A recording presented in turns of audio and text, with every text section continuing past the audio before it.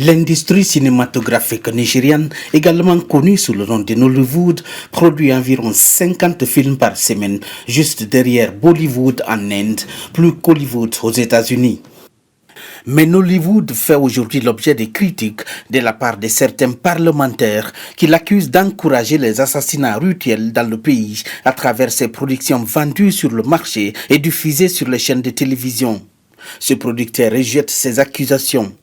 What is the end of the person who does ritual in the film? Quand vous regardez, quel est le sort réservé à ceux qui s'adonnent aux crimes rituels dans les films? Ils ne s'en sortent jamais. Donc ça montre que certains actes ont des conséquences. Et nous racontons aussi beaucoup d'autres histoires qui montrent le côté positif de la société. Nollywood a beaucoup aidé ce pays à refaire son image.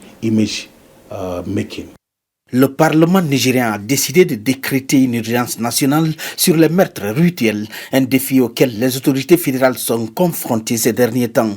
Au sein de la population, certains ne croient pas aux accusations des parlementaires. Le gouvernement sait tout ce qui se passe sur son territoire, donc nos hommes politiques sont évidemment au courant des affaires de crimes rituels. Si vraiment ils souhaitent mettre fin à ces assassinats, ils peuvent le faire.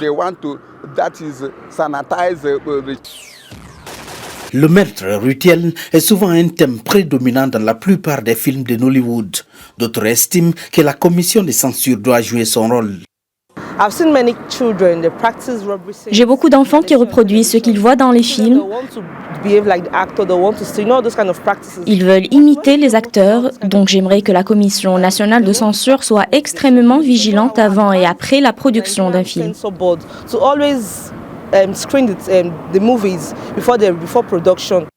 Bien que ses revenus ne soient pas comparables à ceux de Bollywood et d'Hollywood, l'industrie du cinéma nigérian génère toujours un budget de 590 millions de dollars par an et offre des millions d'emplois à la jeunesse nigériane.